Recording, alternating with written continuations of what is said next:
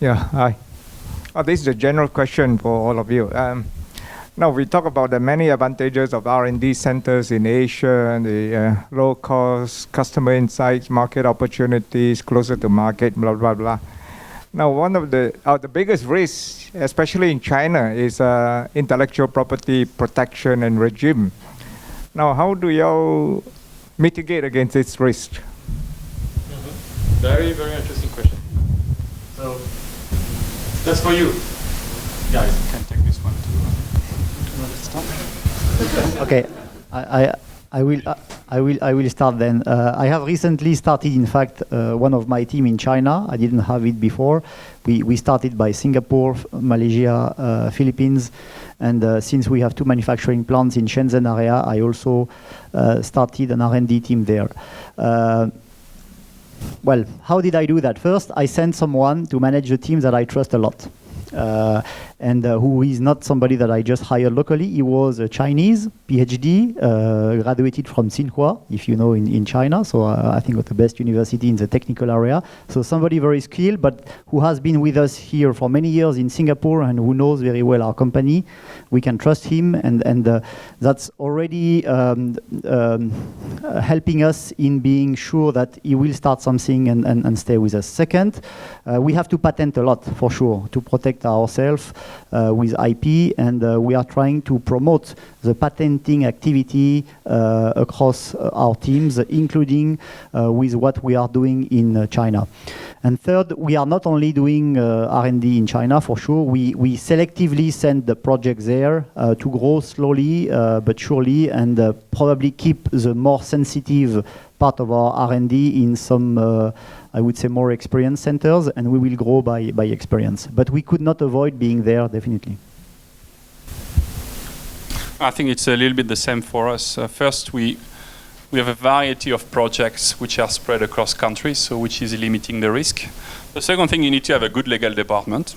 So let's be clear on it. So if you don't organize yourself to get your patent, and also to avoid by common practice the stealing of technology, obviously you're going to create some challenges. I would say I don't feel it so much on the R&D side. I think we still have a lot of usage of software just in Asia, which is not purchased. So even from a consumption point of view of the technology, there is a lot of work to do. It comes by education, it comes by laws, it comes by great partnership, and that's a journey. But today, still 50% of the business we do is unpaid business. And so you have to take actions. It's a step-by-step process, and we're moving with that. So it doesn't prevent to do, I think, great partnership in China, in Bangalore. I think I don't see any issue with that. What was Thales? Okay, so my first answer is that we only have a very small team in China. So for us, it's a problem. So we are not doing much in China. We have a couple of activities of research, but the type of activities we've targeted are activities where we can have a quick win. So if you can be very fast there, then you can beat the others. So IP becomes irrelevant because you're just there. Okay, so it can be a strategy. You know, sometimes. Sometimes IP protection doesn't matter if you're quicker and that you just get the market before the others. I think when it goes to China, so something that is quite reassuring is that the position of Chinese companies vis-à-vis intellectual property has drastically changed over the last 20 years, because 20, 30 years ago, China was not producing that much intellectual property by itself. Now, of course, China is a net producer of intellectual property. So China now, I mean, the system has a direct interest to actually protect intellectual property because it's producing it. And companies like, also, I mean, a company that could be with us today, like IBM and so on, have been investing at an early stage to work jointly with, for instance, academics. You mentioned Tsinghua, academics from a leading Chinese university, to co-develop and then co-signed, co-register intellectual property. And so far, it has worked. So I think that more and more in companies that are become strong at producing themselves intellectual property are environment in which it's becoming more, let's say, comfortable to produce and then possibly to be protected. Another questions? Yes, thank you. Thank you. My name is Daniel Racociano. I'm leading a joint lab, a French-Singaporean joint lab between the French National Research Center, NUS, and A*STAR. So I have a question. First, I would like to thank you all because it's really impressive you managed to step back and to present your own companies from a very interesting and simple for us point of view. I have a quite challenging question maybe about sustainability. Mr. Pereira was talking about sustainability from the energy point of view. Yeah. I would like to ask you a question about the R&D point of view.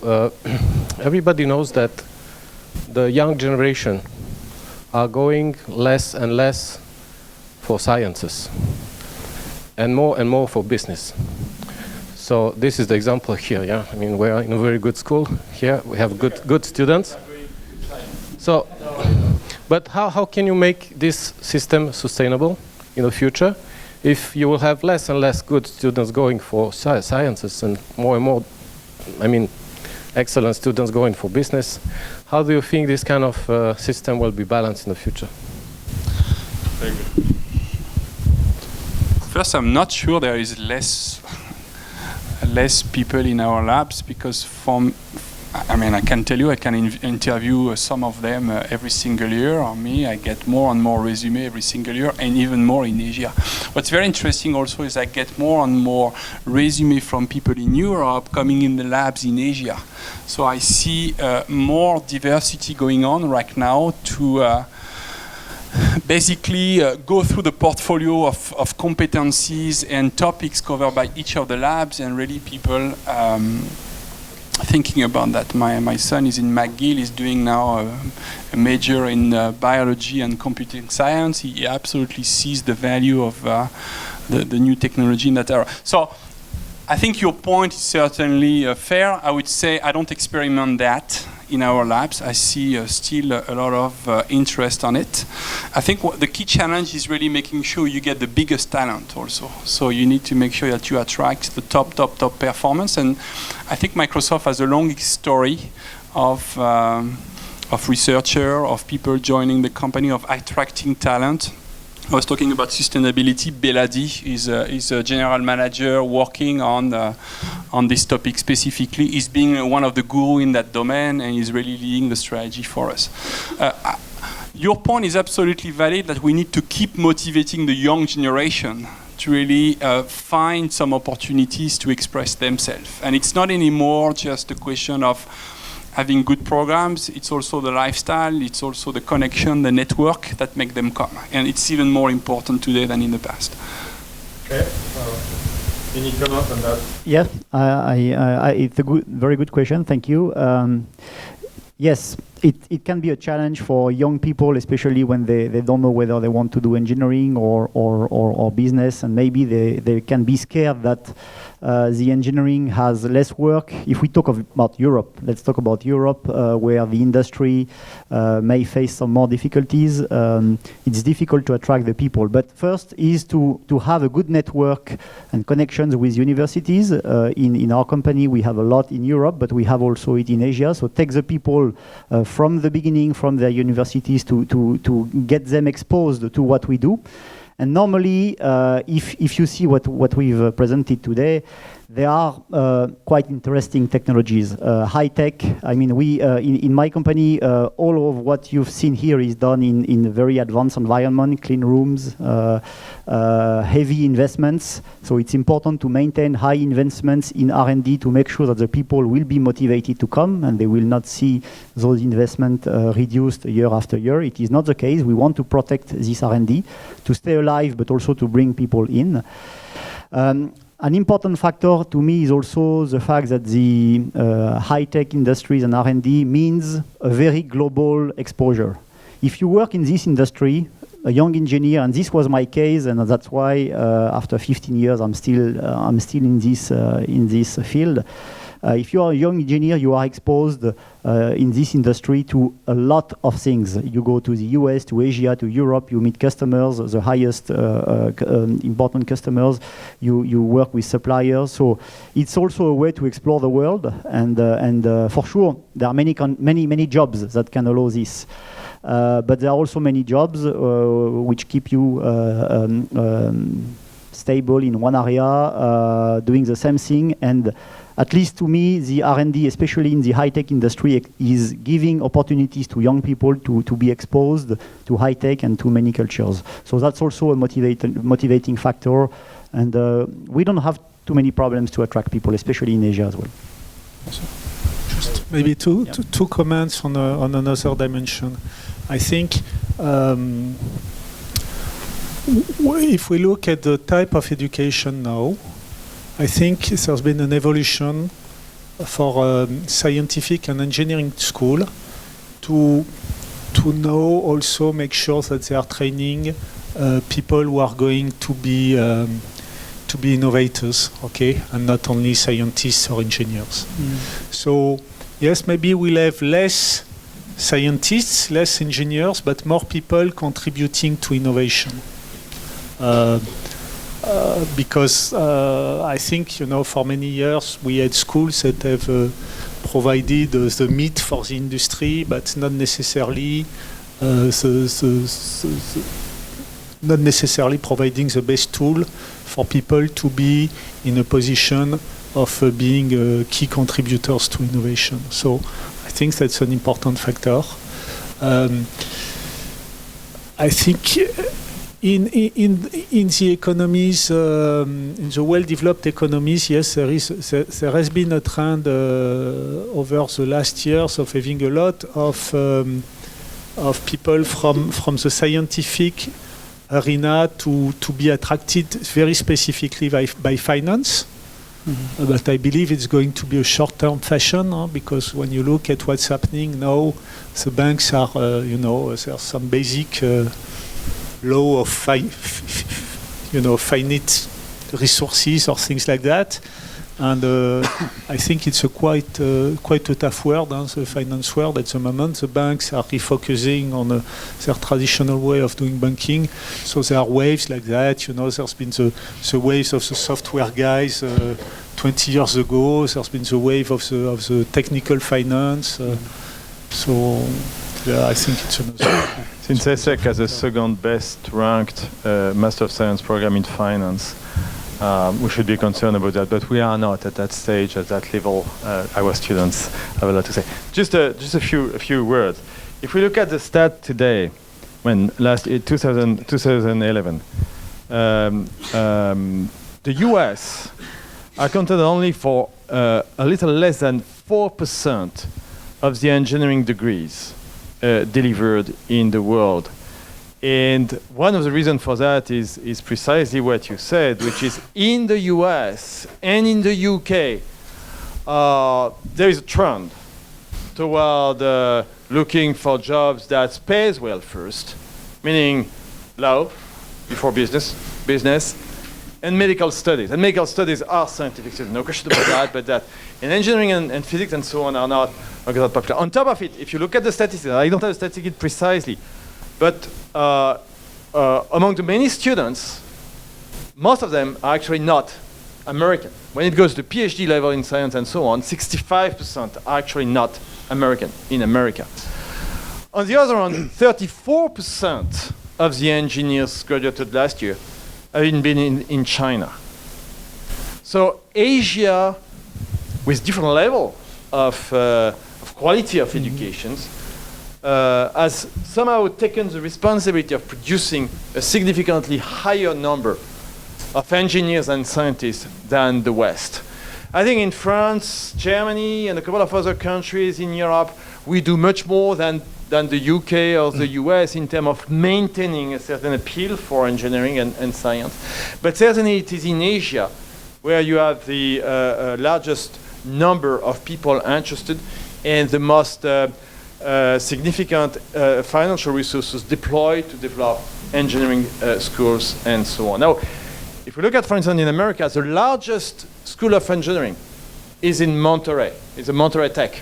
That is in Mexico, which is much larger than any other in the US. Now, once we have said that, it's interesting to see that most of the issues that have to do with innovation cannot be resolved only with a technical point of view.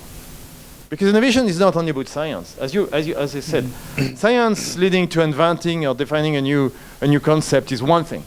But then providing value with that, finding a way to make it happening, to deliver this value to a market, whatever it is, financing the effort and so on. All that has to be done with skills that are usually not acquired only in engineering or scientific curricula. It's why more than ever, one of the challenges we all have, and the business schools like the other, is to make sure that we combine effort.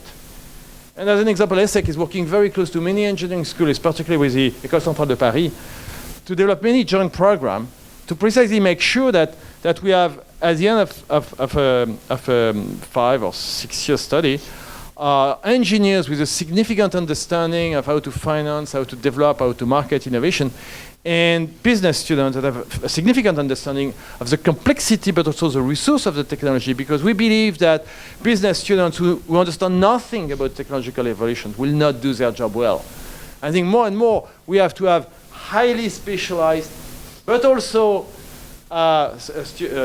graduate, but also by the same token, graduate able to have a clear transversal views of all the challenges and all the possibilities to combine value. It's a challenge for all of us, I believe. Next question. Yes. Thank you.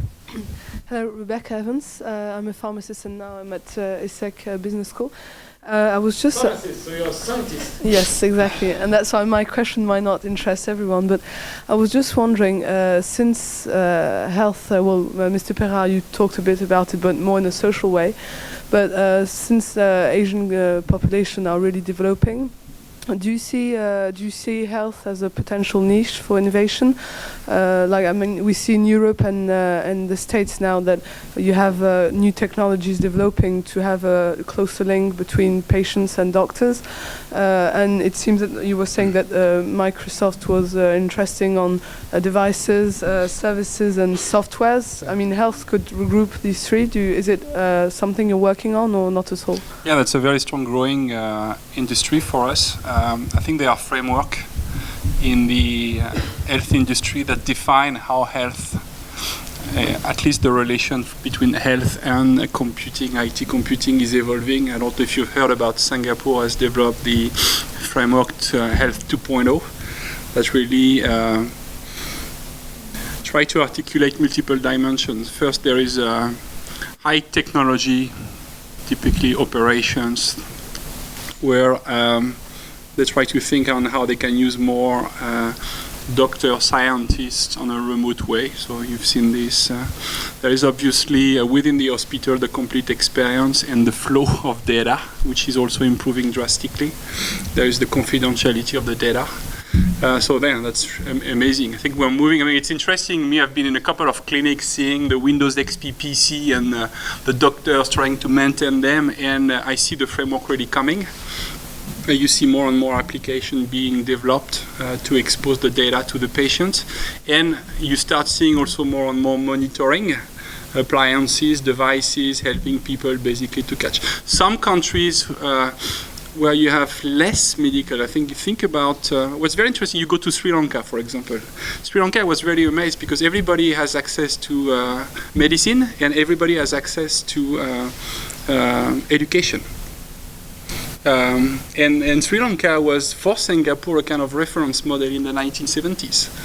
So, well, they got their stories, but when you think about their approach, that they try to really minimize the cost, and they really understand if they need to have people meeting face to face, or if they can basically do this over the phone or doing over monitoring elements. So I think this is going to really be a big area of innovation in the future. Yeah, absolutely. Yeah, yeah. I think precisely. It's not just Microsoft by itself here. We have huge partnership, a lot of partnership with ISVs, SIs. But yeah, obviously, yeah. Yeah, in fact, on the chip side, for our company, STMicro, we have identified, in fact, the health as one of the biggest growth driver for the next years. It's not only the consumer, the automotive, but really the health. We already do some chips which are addressing the health market. I could name some of them. We have one which is called Lab on Chip. So it speaks for itself. Putting a drop of blood on the chip, we are able to analyze the DNA of a patient, for example. So these are already some applications of the chips to the health. We have some insulin pump, which are monitoring the insulin level thanks to chips. And I would relay this also to a very strong area that ST is driving, which is the MEMS. So the mechanical, mechanical sensors, so which are basically transforming all the movements into electrical signal. If we take it from the electronic devices, when you turn all your phones or tablets today, the screen is moving, right? It's following your movement, and this is done thanks to our devices, which are recognizing the movement. But all those devices can be moved to the health sector as well. They can be put on bodies, sense the movements of people, sense when people are falling down, and so on. So for sure, health through the electronics will be a big driver area, also because I think people are ready to pay for it. Probably less pressure on the cost than what you would see on normal consumer devices. What's interesting, I think we have areas like healthcare, like mobility, maybe like defense, that offer possibilities for precisely sort of holistic approach of innovation, when you have to put together very different types of players, from the technological player to the economy to the psychologist, and these areas are supposed to be the one where most of the innovations will take place, but only if we find a way to work through an open innovation sort of logic as an ecosystem, and if we find a way to have people speaking the same language, despite the difference between a truly technologically oriented companies and a bunch of economists or sociologists and so on. That's one of the challenge, but it's opened doors to wonderful projects. On the different industries and Thales, if you're in health, I would recommend that you look at what's being done in France, in north of France. There's an institute of research about the cancer of the stomach, which has pioneered non-intrusive surgery. And those guys, they've got a group of mathematicians working on augmented reality to do non-invasive surgery. They do real-time calculation of your stomach and body, to superimpose imagery of radios to real imagery of the patient, and minimize the duration of intervention, etc. It's multidisciplinary teams. Mm-hmm. You've got mathematicians, you've got physicists working on the instruments themselves. You've got surgeons who speak a different language. It's a success. It's in Strasbourg, l'Institut de recherche sur le cancer de l'appareil digestif, je crois, l'IRCAD. I really recommend. It's one of the most innovative organization in Europe in terms of a multidisciplinary approach, and clearly I think this is typically the type of area it's likely to happen in the health sector. I believe we could take a last question, and then we have to go because the cocktail is waiting for us. So, please, a good. Any other questions? Maybe two questions, yours and someone else's question. You had one. Okay. So all right. Okay. Yours, we take this one, and then you answer. And if there is a third, we take the third, and then. And then we'll take it at the cocktail. Okay, this for Xavier Baraton, Microsoft. Now in the fast-growing market of smartphone and tablet. The operating system, Android is the lead number 1, and Apple is number 2, and Microsoft is way behind. Any reason? We'll take those 3 questions first, 2 questions, and then, because the time thing. So now your question. We try to remember, right? Question. And if there is a third one, get ready. I'm from NTU. I just did a valuation of Microsoft yesterday about the stock price, and tomorrow I'm going to do a presentation about Skype. It's all about Microsoft. About the valuation, I'm in charge of the capitalization of the R&D. Then we have argued about how many years should we take to amortize of the R&D expenditure of Microsoft. I found R&D? Yes, this is R&D, and I found that from the financial statement, you usually use 6 years to amortize the R&D, but in reality we think the R&D about Microsoft is about the service should be used 2 years. Then I'm wondering how many years you really from the development you spend the money to the Sounds a very technical question. Yeah. Very technical question. So I'll give you a quick answer, and then you give me my business card, and I'm going to invite you to Microsoft, and then I'll give you a much longer response, because otherwise I'm going to be incomplete. But you said there was a third question? Is there a third question? I don't want to, Time, now or never. You feel like it? You feel like it? No? No? No? Oh, please. Okay. That will be the last one. I was just wondering, it's sort of a difficult, tough question to answer, but how does your companies engage into the innovation in the business area regarding departments? Because all of I've heard, or most of what I've heard, is innovation on the technological side, on the new product development. But what's going on behind the new product development, behind that, behind the structure of the organization itself? How is the innovation in order to go, for example, towards health or towards something else? Considering we are all business, or most of us here on the back are business students, I might be interested on the way organizations address innovation on structural situation, business-wise. Okay. Oh. You want to start, François, on the last question, and then we'll just in back. Terms one, it's one of the tricks to go through the valley of death. So one usual trick is that you create what you call an incubator, okay? And you can do this within your company. So you just take a bunch of guys, you give them money, you leave them away from the rest of the company, because sometimes you can have negative, if too many people comment what they are doing, it's not good, and you let them grow as a separate entity until they are big enough and you can assess what they've done. So you create a small structure specific for those guys, where basically you put a technical lead and a marketing genius. Okay?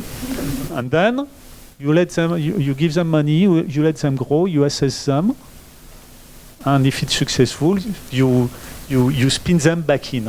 If not, you can spin out eventually.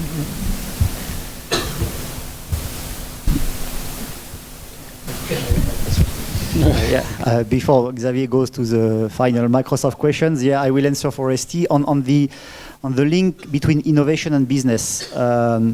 It's very important, yes, to leave the R&D specialist some freedom to innovate and invent on their side, and this is important to do, and we do that. But it is also important to make sure that the innovation people and the R&D people are exposed to the need of the customers, which we do a lot. There is never a meeting in front of big customers that you know in the field of electronic industry without having people people who are innovating either from the chip side or the package side, because the customers are demanding that. They need to know how they will miniaturize their future products.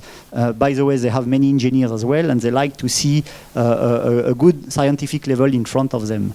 All the big moves that we have commented today in the industry have not been done alone by the end customer. We mentioned some big companies. They have been done by them for sure, but with the help of their suppliers, which we are, and we are also getting the help of our suppliers. And as a buyer, I'm glad to see sometimes some good scientists at my suppliers to feel confident that I'm working with the good people and to ask them to work in this direction. So there is always a link between innovation and business in this sense. Thank you. So now, Microsoft and the technicality calculation. So just on the incubation, I think we have 3 rules for us. We have a business at 250 million. Below that, you're in incubation. Above 250 million, you're in mainstream. Above 1 billion, you start to be a big dog. So that's, and then you have your own R&D and whatever. That's number 1. Number 2 is effectively we have meetings every semester to discuss with R&D. Because a fundamental issue we have in marketing is that there is a lot of value created in R&D about the understanding of what is the need that we don't translate in marketing, because we've lost through the program management and most of the time the second layer, which is the product engineering, a lot of that value. So we have to go back at some point to the root to address that, and that's what we do on a regular basis. I'll take your question first. I think I want to thank you for asking that question, because that's about competition, you know, and sometimes you gain and sometimes you lose. I think on Office, we've been able to reinvent our business every single day, move to the social, and we feel good about it. On the mobile, we've been the first. When you think a little bit about mobiles in 1996, 1997, we were much further in the development of a new mobile phone than most of our competitors, and we've just lost the traction because we didn't have the right cycle of development, and so that's it. At the same time, we move on the PC, and we did some good progress with Windows 7, but we didn't really connect the different groups between mobile, between the core PC business and what we see now in the cloud. I think we've worked on it. I think we're coming back very aggressively on this, and I think it's going to be a very competitive environment, which is not just a software play, as I said, it's also a device play, because the raw materials, the capacity to create the demand is not only related to your willingness, but also the fact that you have the devices in market. So the game is becoming much more complex, but much more open also, I believe, especially in the customer side. You know, in 5 years, you may have a tablet and just a specific interface and no more mobile phone. So the game of the mobile phone is just one episode of the war. Huh? Yeah. What I show you today is the diversity of the form factor is going to go increasingly. And so the specialization and how you solve, what kind of problem you're solving, I think is going to become the core of how you make your business. The cloud might be also a good element that drives the difference. Now we're getting to the technical question. I would say, I think we need to spend a bit of time, because when you manage a business like a SQL Server and you manage a business like Bing, the return on investment, the plan, the return on investment, the way you go to market is completely different from model to model. So you can't make anymore one Microsoft. And when you look at our P&L, some line of products are very profitable, some of them are not. But that's also a bet in the future. Bing is becoming now profitable. You know, we move from, you remember, 0% market share. We're at 40% market share now, and I think the disruptive is coming from the fact that we're redefining the experience in terms of search. So we can't compete anymore head-to-head with Google. We have to really come up with something different, and then you can introduce a new ROI model. If you want to get more, just leave me your card, and we'll get into this. Not sure I can share everything, but I'll share a bit. Just a final comment regarding that, I think, very good questions. I mean, all the questions were. I think we might see more and more emerging something that we would call the innovation integrators. I think within large multinationals, the notion of having an innovation hub as a place where people connect from one division to another one and connect to marketing and connect to outside provider of either insights or needs. is key. And I think at the level of regions or group of industry, we'll see more and more emerging as innovation hubs. Some countries have developed that. Finland, Israel are working strongly to have this sort of innovation hubs. There's public money involved, but the management is very entrepreneurial, and we're not talking bureaucracy there, but we are talking certainly of entities that precisely try to address societal issues that involved value coming from the business as well as value coming from academics and so on. You know, we talk also about leading universities and so on. I mean, we might say that in the US, number of students interested in engineering is kind of decreasing, but we still have a very strong place. You take MIT and the mobility lab at MIT, they are very much playing that role of innovation lab in that industry of mobility, putting together people from the automotive industry, from the urban planning, trying to establish the bridges and address some of these issues. And I think we see more and more of that happening. And I think academic institutions definitely have a role to play into instilling, fostering this sort of action. So thank you very, very much for the value, and thank you for the question and the patience. Just to letting you know, the coming masterclass led by Isis will be the following. I'm not just talking about the next one. It's about patient. It's about medical care. It's about healthcare. Because we have many projects precisely involving innovation in the healthcare value chain. Not medical science, but healthcare value chain. So the next one, taking place in Paris, will precisely address one of these issues. And then we'll have a series of other. You could get access to that through the site of Isis, ESSEC serviceinnovation.com, or through our site here, ESSEC.edu.asia. Since I'm both the Dean of Asia-Pacific on the one hand and the President of Isis on the other, of course, we'll have full access to that from Singapore. So thank you very much. Hope to see you next time we organize something comparable, for instance, in April or September here in Singapore. And any suggestions, that's something we always do at Isis. Any suggestions coming from the participants about how to do more, or topics to be explored, or suggestions about connecting is always extremely well received.